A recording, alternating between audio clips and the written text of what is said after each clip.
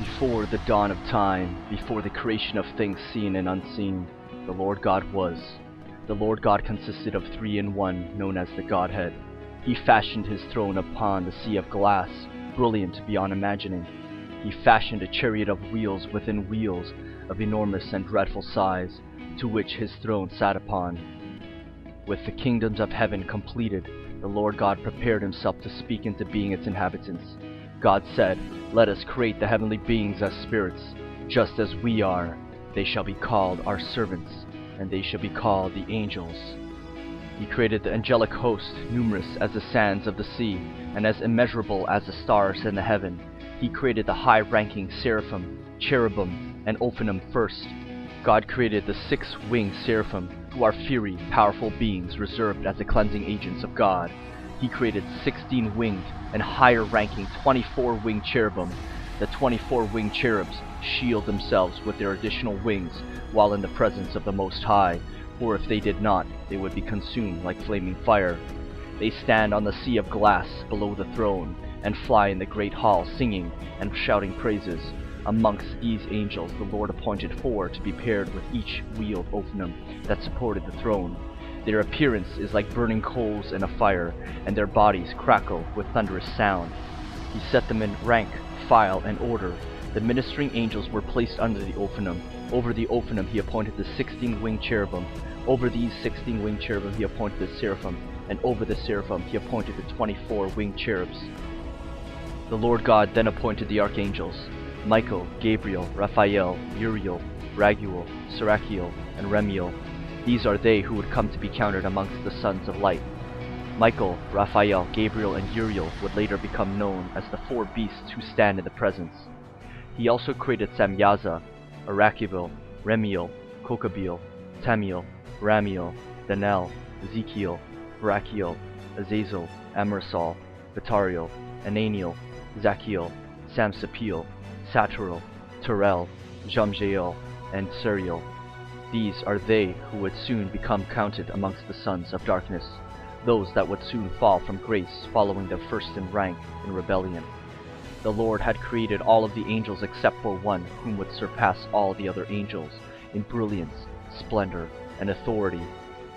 This angel would be appointed over a third of the angelic host and would lead in praise and worship of the Godhead.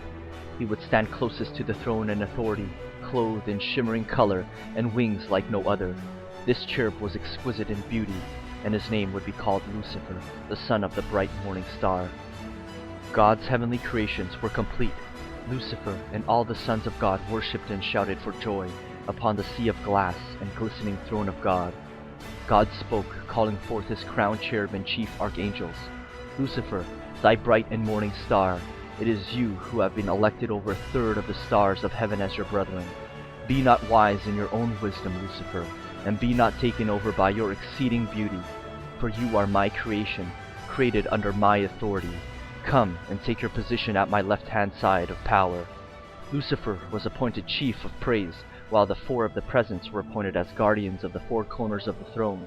Lucifer deliberated the position of Michael over his own, but quelled these thoughts beneath the exquisite beauty and brilliance of himself.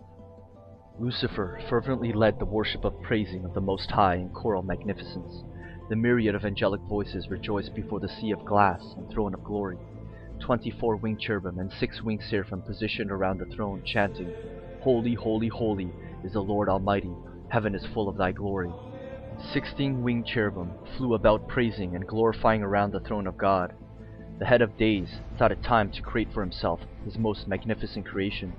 He would create an expanse of space, time, and dimension for which this new creation would dwell. In this finite world, he filled it with the first spark of light, then stars, planets, and one with rich vegetation and sentient life. The angels stood in awesome wonder as God breathed life into his new creation, which was unlike any other creature he created before. It was made in the likeness of God, a spirit being clothed with flesh.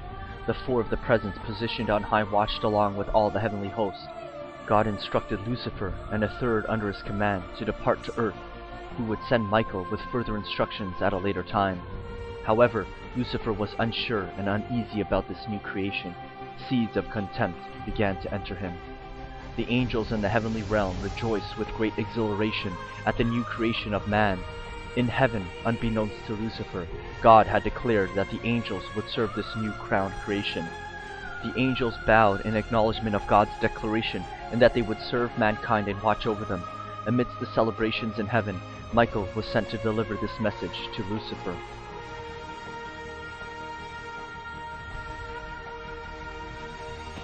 Upon arrival, Michael greeted his brethren Lucifer and decreed what the Lord God had commanded. Lucifer raged with anger as he saw it unfitting that the most magnificent angel of heaven would have to serve a creature that was created lower than himself.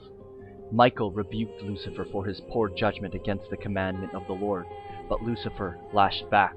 "If it displeases him, then I will ascend to heaven and set my throne above God's, and I will sit upon the mount of congregation in the sides of the north." Michael, shocked by his brother's reasoning, departed back to heaven.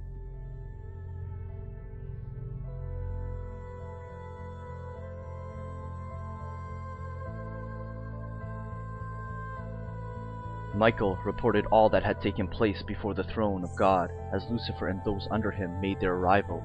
Lucifer entered the throne room of God as the angelic hosts muttered amongst themselves. The head of days spoke. "Lucifer, thou wicked and unappreciative cherub, what is this that thou hast refused to obey my command?" Lucifer responded, "I am Lucifer, the bright and morning star. It is beneath me to serve that inferior being that you call man. I will not obey your decree, nor will my angels with me." The Lord replied, "Lucifer, you have taken a great task upon yourself. You have elected yourself to be just as I am, and you have vowed to ascend above my throne in heaven. Make genuine your foolish threats by taking down your shielded wings, and let us speak face to face." Humiliated and powerless, Lucifer responded, "If it is man who you want me to serve, then I would rather serve myself." The Lord's judgment came firmly. "Lucifer, thou wicked and ungrateful cherub, you were once holy, but now you are stripped of your holiness. You have made a gross error in your freedom, and have vowed to ascend above your Creator. For this I will cast you from my presence, granting you a segment of time to reign and put a rest to the challenge of my authority. Thereupon you will be cast into the lake of fire for all eternity." God commanded Michael and the heavenly hosts to expel Lucifer and his rebel angels who wished to follow him. There was war in heaven as the faithful angels of light fought their fallen brethren. The faithful angels seized them, cast them out, and placed guards at the mouth of the portals of heaven. The fallen sons of darkness were banished from returning, except for their leader, Lucifer.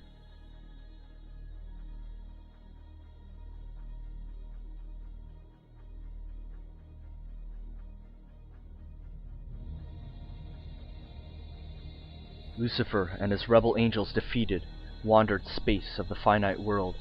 Lucifer, embittered, said, "We are not conquered. This is but our beginning. I am Lucifer, the bright and morning star." The fallen rebels embarked to earth, and Lucifer succeeds in deceiving Adam and Eve to eat the forbidden fruit in the Garden of Eden.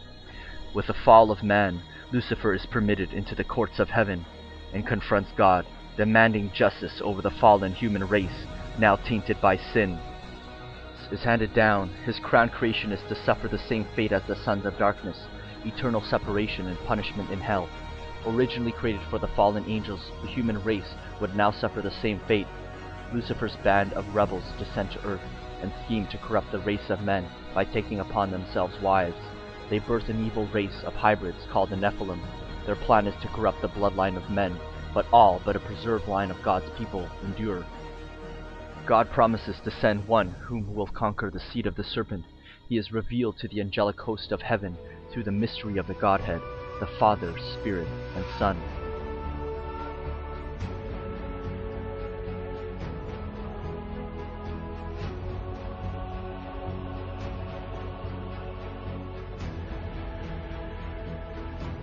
This elect one is he who hath righteousness, and was named before time began.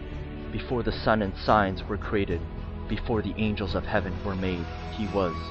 He shall be a staff to the righteous, whereon to stay themselves and not fall. And he shall be the light of the Gentiles, and the hope of those who are troubled of heart. All who dwell on earth shall fall down and worship before him, and will praise and bless and celebrate with song the Lord of the spirits.